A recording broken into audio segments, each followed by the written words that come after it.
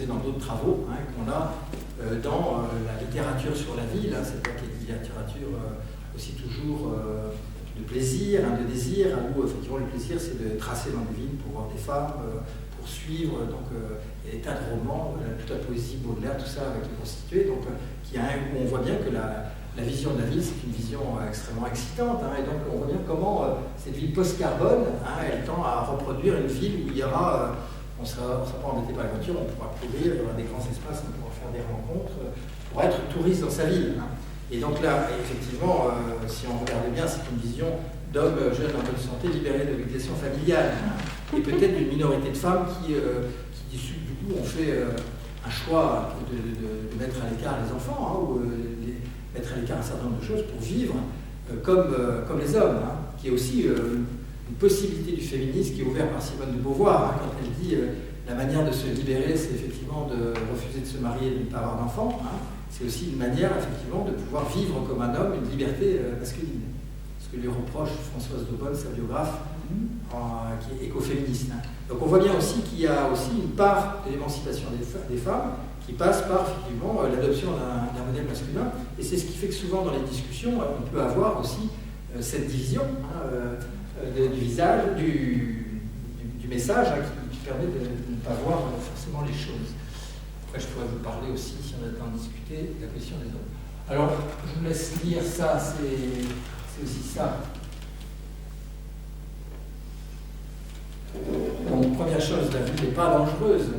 La ville est dangereuse parce qu'il y a des hommes dedans. Je veux dire, c'est pas la ville qui est dangereuse, c'est effectivement une forme de masculinité hégémonique sur la ville.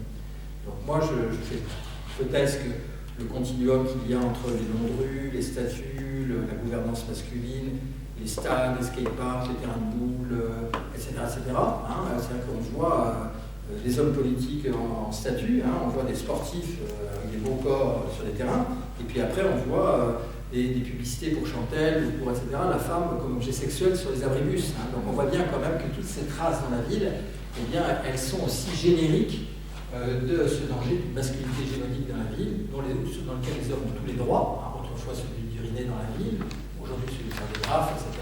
Et effectivement, les femmes qui sont dans l'espace public, si elles stationnent, elles sont dans des situations d'être tout de suite abordées.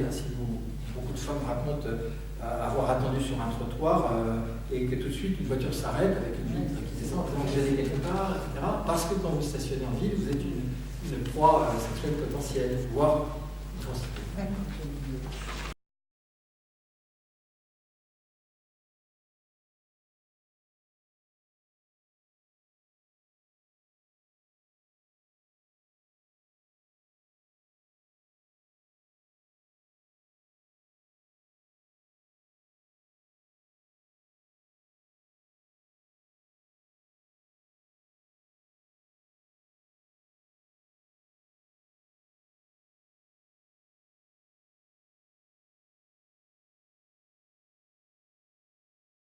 Là, on dit enculé, des larabis pendant 2 heures, etc. Et après, on est tout calme. Et c'est la catharsis. Et ça marche pas, en fait. Ça marche pas. C'est ça. Donc, je veux dire, ça se saurait si à la sortie des stades, tout le monde était très très calme. Il n'y aura pas besoin de 200 policiers, etc. Je veux dire, donc là, on voit, mais on continue à fonctionner là-dessus en étant persuadé que le sport, cette cérémonie collective, permet de canaliser. Ça évite le sport évite la guerre. Et c'est une absurdité. Je veux dire, c'est pas, ça marche pas. Sinon, les pays en guerre ne feraient pas de sport, ou les pays fascistes auraient supprimé le sport. Parce qu'effectivement, si je suis Hitler, je ne vais pas organiser des Jeux Olympiques si ça doit transformer mes athlètes en gentils moutons. Ça ne fonctionne pas comme ça. Donc tout le monde le sait, mais on continue à y croire. On dit, là, la grand-mère me dit, mais pourquoi vous créez un city-stade au milieu de la place? Elle dit, ah oui, mais comme ça canalise la violence des jeunes, ça leur permet comme ça les défoule, après ils sont tout gentils, enfin oui, non, ils sont encore plus musclés pour encore plus vite, c'est tout. Donc, voilà. Et donc ça ne marche pas, mais on continue à croire.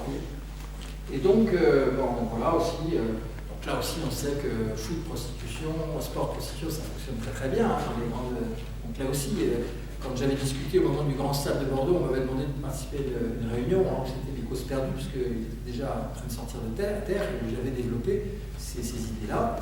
Et donc l'architecte qui avait présenté, il disait, ce stade, hein, ça va faire le lien entre le quartier du lac, la ville, ça va urbaniser, il va s'installer autour, ce sera un lieu où va s'installer ces personnes. Et lui, il envisage, il dit, le prochain chantier, ce sera de faire un stade de rugby côté sud, comme ça équilibrera la ville, il y aura 2 grands stades.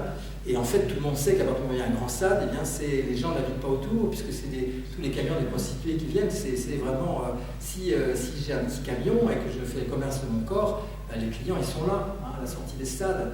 Donc voilà, on est vraiment sur des utopies qui coûtent des milliards, hein, quand même, et dans lequel, effectivement, l'approche par le genre est une approche très corrosive, parce qu'elle permet, effectivement, de démontrer cette inégalité. Et ça permet aussi de réveiller aussi la conscience des hommes qui ne sont pas sportifs ou dominants, hein, ou qui ne sont pas sur ces idéologies-là, et puis aussi des femmes qui ne devraient pas avoir accepté ces inégalités de justice. Hein. Alors, voilà, la question de la prostitution est compliquée. Hein. Est-ce que c'est le travail du sexe? Est-ce que c'est... Bon, moi, je suis personnellement limité aussi pour la loi de pénalisation du client, hein, parce que 85% des hommes en France ne vont pas voir des prostituées, et donc il n'y a pas de raison de faire une loi de liberté pour 15% des gens qui ont un comportement inadmissible avec le corps des femmes. Donc je pense que de ce point de vue-là, mais alors, par contre, ce qui intervient, c'est ma réflexion de géographe, c'est-à-dire que dans une ville où la prostitution est permise et on voit des femmes, des jeunes femmes qui stationnent dans la ville, eh bien toute jeune femme qui stationne dans la ville est possiblement une prostituée. Donc si vous avez la vision de la ville avec des jeunes femmes blondes ou colorées, hein, qui stationnent dans la ville avec des figures, une étudiante qui atteint un bus, eh bien elle est possiblement une prostituée. Hein. Et moi-même, homme, si je passe sur un trottoir, je suis possiblement un client. Donc on voit comment, finalement, c'est quelque chose qui est structurel, hein, qui est vraiment le sexisme dans la ville. C'est un effet systémique, ça annonce avec des signaux bien précis que la ville est faite par et pour les hommes, hein, et que c'est comme ça que ça fonctionne. Et tous ces signaux-là, eh bien, sont assez cohérents.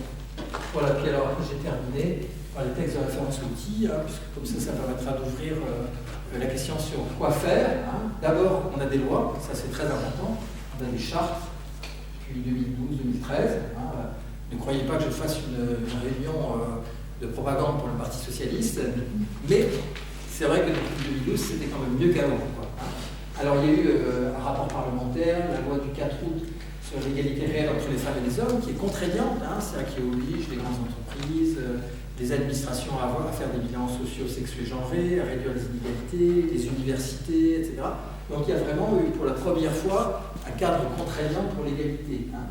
Ensuite, le bref passage fulgurant de Najat Vallaud-Belkacem au ministère de la Ville et de la Jeunesse et des Sports, c'est dommage qu'elle y soit pas restée, hein, parce qu'elle avait commencé un travail formidable, eh bien, a permis aussi de poser toutes ces questions, et je suis très fier avec mes collègues d'avoir pu instruire sa réflexion à ce moment-là sur la question de la politique de la ville, de la jeunesse et des sports, avec cette idée d'approche intégrée de l'égalité. Et puis, eh bien, on a les rapports du Conseil à l'égalité femmes-hommes, lutte contre les stéréotypes, harcèlement et l'égalité professionnelle. Donc ce comité est très, très actif. Donc là aussi, j'ai eu la chance d'être invité à y participer. Donc c'est aussi un travail très construit de proposition au niveau national sur cela. Après, les outils pour changer, hein, c'est bilan social sexué genré des collectivités.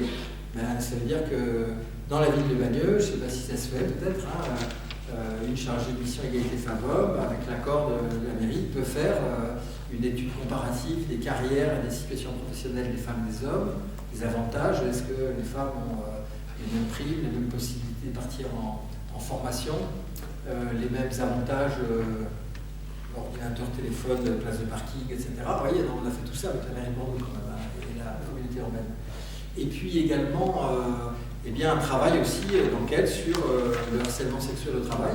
Donc il n'y a pas de collectivité qui échappe à la règle. Quand j'ai fait le travail sur l'enquête sur l'université Bordeaux-Montaigne, qui est mon université, eh bien, il y a eu, dans l'année où j'ai fait mon enquête, et ça a fait l'effet d'un coup de tonnerre, 20 personnes qui en autodéclaration ont déclaré avoir été agressées sexuellement sur leur lieu de travail, dont une avec une tentative de viol. Voilà. Donc dans une université. Et ça, jamais on leur a pensé. Et donc là, on voit bien aussi que le fait de traiter ces sujets sont des sujets qui... alors après, ça peut être dramatique, comme dans les Sommes. Hein, c'est ça, ouais. Bon, à partir du moment où il y a des plus hauts édiles, hein, qui donnent des indications négatives, c'est vraiment catastrophique. Ça veut dire qu'il y a une chaîne descendante. Hein, si le patron le fait, tout le monde le fait. Quoi. Donc là aussi, le cercle vertueux consiste aussi Si on veut avoir une ville égalitaire, il faut que l'administration communale soit égalitaire. C'est aussi des choses. Et ça, la loi contraint les collectivités à avancer. Gender budgeting, c'est compter les subventions données aux filles et aux garçons. S'il se trouve qu'à Bagneux, on donne 75% des budgets publics aux garçons et 25% aux filles, c'est pas normal. Ça veut dire aussi que si c'est public, une équipe de filles qui n'a pas accès à l'intérêt, elle peut aller au défenseur des droits et obtenir gain de cause pour discrimination. Elle peut gagner son procès pour discrimination dans le sport, si une équipe de filles n'arrive pas à avoir de terrain, par exemple. Donc on n'est pas sur le plan, on est sur le plan de la justice fiscale et de la justice spatiale. Vous voyez, il ne s'agit pas d'encourager les filles à faire du sport, il s'agit de dire il y a des inégalités, des injustices fiscales. Donc là, on change de braquet. On ne dit pas allez les filles, faites du sport, remets-vous. On dit attendez, là il faut qu'on change le budget, il faut qu'il y ait autant de budget pour les femmes que les hommes pour le sport. Gender budgeting, gender management, donc c'est aussi le fait d'avoir un management, ce serait bien aussi d'avoir des femmes au service des sports, des hommes au service de la petite enfance, réfléchir à ces rôles sexuels, c'est-à-dire que donner des signaux forts, mais ça peut être aussi dans un centre de loisirs, dire aux enfants, vous avez le choix entre deux activités, la danse avec Sébastien et le foot avec Vanessa. Je veux dire, enfin, excusez-moi pour les prénoms ringards, mais je veux dire, c'est pour dire que là aussi, il y a des tas de jeux qu'on peut faire. Et bien ces jeux, c'est des jeux symboliques extrêmement importants. Le fait que vous ayez une femme mère, c'est certainement un signal très important. Si dans l'administration communale, eh bien, il y a des répartitions des tâches qui ne sont pas genrées, si ce n'est pas forcément une adjointe à la petite enfance et un adjoint à l'équipement, eh bien, c'est aussi des signaux forts. Voilà. Marche exploratoire, initiative citoyenne. Alors la marche exploratoire, c'est les groupes de citoyennes de quartier qui disent, avant qu'il y ait une opération de rénovation, on va vous dire ce qui ne va pas dans ce quartier. Et elles vont se promener avec des jeunes, des plus âgés, des mères de famille, des jeunes filles, des petites filles, et vont dire, bah là ce serait bien qu'il y ait un lampadaire, là on ne peut pas traverser parce que les bagnoles arrivent à toute blinde. Là, on voudrait récupérer cette place parce qu'il y a un terrain de boule avec des mecs qui l'occupent 24 heures sur 24, on ne peut jamais rien faire. Là, les trottoirs sont trop hauts pour les poussettes. Vous voyez, donc là, il y a des gens très très compétents pour ça. Donc, je pensais à Mathieu Essence, qui fait ça depuis 30 ans avec Marie-Dominique de Surmain et Dominique Poggi, qui sont des spécialistes des marches exploratoires, des diagnostics urbains pour les femmes. Puis il y a aussi Jean Réville à Paris. Donc il y a vraiment des gens qui sont très très bons pour faire ces diagnostics. Initiative citoyenne, et puis après, pour ce qui nous concerne, cartographie 2.0 et cartographie critique. Donc ça consiste, qu'on a fait pour le harcèlement des étudiantes à Bordeaux, on a travaillé avec des étudiantes qui ont fait une enquête en ligne avec un système d'information géographique, et donc elles ont eu tout de suite 600 ou 700 réponses de femmes de tous les âges qui disent avoir été harcelées ou avoir été suivies ou agressées ou draguées lourdement dans la ville de Bordeaux, avec draguer lourdement, c'était DL, suivi S, agression sexuelle, frotteur-frôleur, il y avait des codes. Et donc ça s'est inscrit sur la carte. Et après, c'est les étudiants dont ils faisaient un stage à la communauté urbaine de Bordeaux à présenter ce travail devant un élu et puis surtout le directeur des transports et puis le directeur de Veolis, qui a la gestion des transports chez nous. Et donc ces gens ont été, alors moi j'y étais pas, et ces gens ont été méprisants, insultants, on dit que cette enquête elle était orientée, effectivement les gens avaient répondu ce qu'on leur proposait, qu'ils avaient fait une enquête avec 6000 réponses et personne ne l'avait rien signalé. Voilà. Et du coup, bien, on est reparti après à l'assaut, et puis maintenant ça y est, c'est intégré. Et ce type de carte est très impressionnant parce qu'on voit très nettement les lieux d'agression, les zones insécures, et ça permet effectivement aux élus d'avoir du pilotage en disant bon bah là bon, c'est disséminé, mais là il y a vraiment un problème dans ce quartier, donc on va, qui ne sont pas d'ailleurs les quartiers qu'on croit. Là sur l'agglomération, les quartiers à proportion de population étrangère, il y en avait un qui craignait un peu, mais d'autres où c'était le calme plat. Et que par contre il y a des quartiers de centre-ville très urbains, très chicos, qui sont très très mal famés, très inquiétants. Du coup, Bordeaux, excusez-moi monsieur, oui. Bordeaux c'est un port, c'est un port. Oui, il faut aller plus loin. Mais il y a certaines choses. Oui, mais chaque ville a sa particularité. Marseille aussi, Paris aussi. Après, vous savez, dans les petites villes, il y a des petites villes qui sont très insécures aussi. Je crois que toutes les villes ont leur... Excusez-moi, les interrogations, c'était de quelle heure à quelle heure? De quelles interrogations, c'est-à-dire? L'enquête. Oui, l'enquête. C'était en ligne, sur ordinateur. Ah. C'est des enquêtes en ligne. Et donc c'est des autodéclarations. Oui, donc c'est ceux qui, oui, en fin de compte, c'est ceux qui ont l'Internet, quoi. Oui, voilà, c'est ça. Voilà. Oui, mais pas les autres. Hein. Voilà. C'est ça le problème. Voilà. Et là, comme les étudiants veulent travailler, tout ça, hein. les étudiants veulent travailler sur les étudiantes, donc qui sont connectées. Et par contre, dans ce qu'on a fait sur l'usage de la vie par le genre, là, c'était des entretiens. Et donc, on était allé voir, on a rassemblé des personnes de tous âges, etc. Puis il y a un travail qui a été fait aussi sur les personnes âgées. Et là, comme elle travaille sur les étudiants, c'était assez intéressant de pouvoir nourrir la carte très rapidement et de faire une cartographie aussi des agressions. Et ça, c'est de la démocratie directe. Les élus ne le font pas, ça, ils devraient le faire. Parce qu'effectivement, on sait immédiatement, ça renseigne sur plein de choses. Et le covoiturage, vous l'avez abordé, mais... Ouais, alors c'est amusant le covoiturage. Alors, covoiturage, dans un premier temps, j'ai pensé qu'il n'y avait pas de problème au niveau de la population étudiante, que je connais bien, puisque je suis dans une université. Et par contre, pour le covoiturage pendulaire, des gens qui habitent en banlieue et qui viennent avec la même voiture en ville, là, très rapidement, on s'est rendu compte que les covoitureurs étaient à très très grande majorité des hommes. Et du coup, on a fait des entretiens avec des femmes qui covoituraient, et puis des entretiens avec des femmes qui avaient arrêté de covoiturer et qui ne covoituraient pas. Et donc là, on voit aussi souvent que les rythmes de vie des femmes ne correspondent pas à ceux des hommes, parce qu'effectivement, la voiture, eh bien, ça sert à aller faire les courses, ramener les enfants, les accompagner après. Donc il y a le côté multitâche après le boulot qui fait que la voiture, dans notre région, après particulièrement à Paris, elle est utilisée beaucoup pour les tâches d'accompagnement. Et donc le covoiturage ne marche pas. Puis après, il y a aussi des histoires de culture, une femme qui déclare j'ai essayé le covoiturage, il y a 2-3 mecs, il parlait toujours du match de foot, le soir ça sentait la sueur, j'aime bien ma voiture parce que c'est mon espace de tranquillité, je laisse les enfants, j'écoute la radio, je me maquille au feu rouge, je suis chez moi, j'écoute de la musique. Et en fait, c'est très légitime, mais c'est pas audible, effectivement. Dans le Grenelle des mobilités, on dit attention, le réchauffement climatique, la pollution. Ça, c'est des secrets qu'on garde pour soi, qu'on aime bien sur sa petite voiture, quitte à faire de l'embouteillage, parce qu'on est bien dedans. Voilà. Et il faut dire, ça permet de voir la ville aussi en tranquillité, puisqu'on est verrouillé dans sa voiture, donc on peut regarder les gens, tout ça. Donc il y a aussi la philosophie féminine de la voiture, sans excès, parce qu'elle ne l'utilise pas plus que les hommes, mais qui correspond aussi à des modes de vie et une appréhension de la vie. On a un entretien comme ça de femmes qui disent moi je pourrais y aller à pied en vélo, mais je me sens plus en sécurité dans ma voiture, puis j'aime bien regarder, voilà, j'ai l'impression d'être chez moi. Donc il y a toutes ces choses-là. Et alors pour les étudiantes, ça c'est intéressant, parce que je pensais que les étudiants, ils voyagent beaucoup, même pas peur, c'est moins cher, faire du covoiturage, Blablacar et autres serveurs. Mais en fait, après j'ai fait une enquête auprès de quelques groupes d'étudiants, c'est juste du sondage, et en fait les filles, elles disent préférer les conductrices féminines. Et les garçons aussi souvent préfèrent les conducteurs masculins. Et donc elles regardent, parce que maintenant c'est renseigné, bon, d'abord les lourds, ils ne font pas long feu, parce qu'effectivement ils sont renseignés en disant bof, il n'y a pas d'étoile sur le classement des Blablacar. Et ensuite, les filles ont plus la cote comme conductrice, et elles se cooptent entre elles dans la voiture.